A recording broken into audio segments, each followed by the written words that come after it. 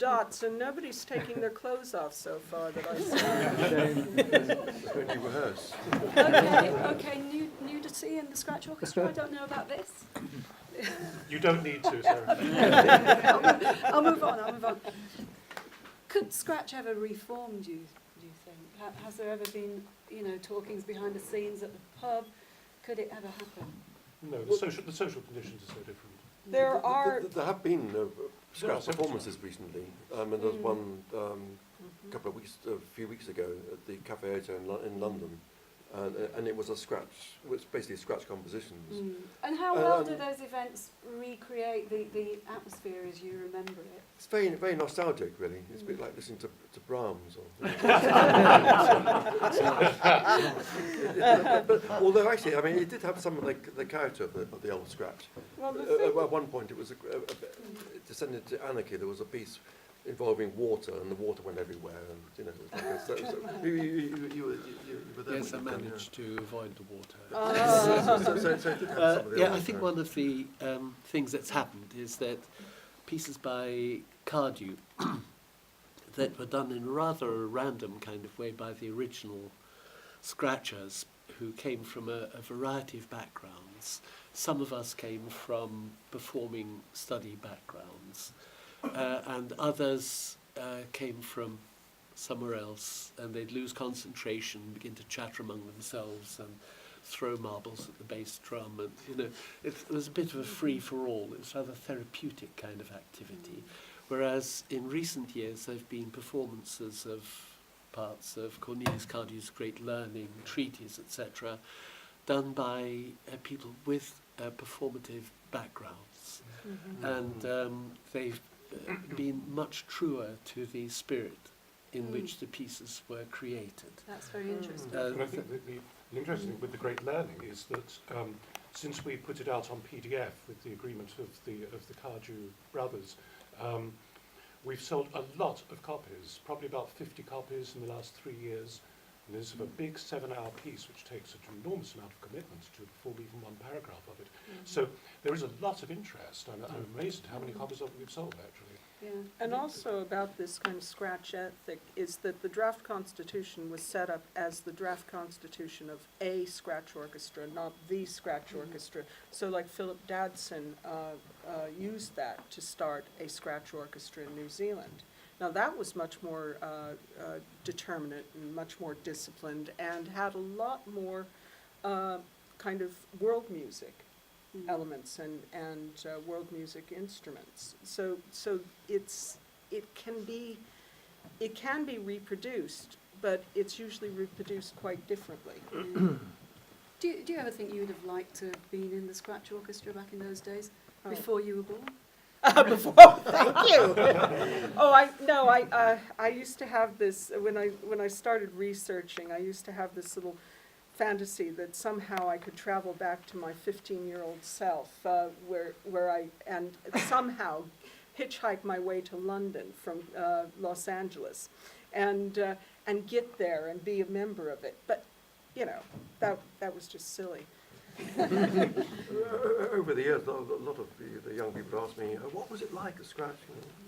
And they wish they could have been in it. And so it has a sort of want a better word, iconic kind of thing about it. If you could go back in time, is there a particular Scratch event or concert or piece that you'd like to go back to? There was one concert I remember, which was one of the, I think it was at the ICA, and it was I don't know if you remember it, Chris. It was there was a snowstorm, and somebody opened the back, and snow came pouring into the stage. That was quite memorable. The Queen Elizabeth Hall one, the Journey concert. Yeah, was quite memorable. Yeah, as well. yes, it was. Yeah. What happened at the Journey concert? That was the Journey of the Isle of Wight westward by Iceberg to Tokyo Bay, which was a concept invented by the performance artist George Brecht, who was resident in London at that time. He was the man who made Watergang, some of you may know the box of small card events. And it was a research project, so everybody did their own areas of research, which involved all sorts of things. John, you were in that. You were playing Mahler on the tuba, I think. Yes, I'm afraid I was. I was playing something on the Queen Elizabeth Hall organ, and there were a lot of activities. And remember, I think that was where the 1001 Act. Cy Ellison was one of the more vociferous members of the orchestra, and there was a lovely review of it in one of the upper class newspapers, which referred to a man in a leather catsuit hitting himself. Actually, Cy was a biker. He was in his leathers, you know. Man in a leather catsuit. Oh dear, oh dear. So that's the sort of reviews you got. You know. That He was also was the wearing parts of the body. an upside-down man's costume as That well, was- so he was clambering up and down the Queen that- Elizabeth Hall, up in the upside-down man. Yeah, that Which wasn't was the quite an amazing journey sight. of the iceberg, that was parts of the body. Oh, that was parts of the body. Yes, Sorry, Johnny Barnes where- was a different one. There were some memorable concerts in the Roundhouse, in the old Yeah. Roundhouse as well. Well, we've been talking about how CoMA has its similarities to the Scratch Orchestra, and as you've said, often in perhaps a more disciplined way. But is CoMA still radical if we look at sort of the music scene at the moment in terms of welcoming people of all abilities and all backgrounds? Is that still a radical, almost a political thing to do? Chris, what's your take on that? Don't ask Kieran. Kieran? Hello, Hello. I'm here, but I am actually Is going it to still a defer you radical and to the political? director of CoMA, who's Chris Surety, Chris. who's sitting over there. Certainly it strikes me that it is still a radical thing to do. under the Well, I current think climate. welcoming people into to play, performance situations has changed over the last 20 or 30 years. It did feel, I think when we started in 1993, it felt very, very alone in lots of ways. We were doing something quite unusual and certainly in the field of contemporary music.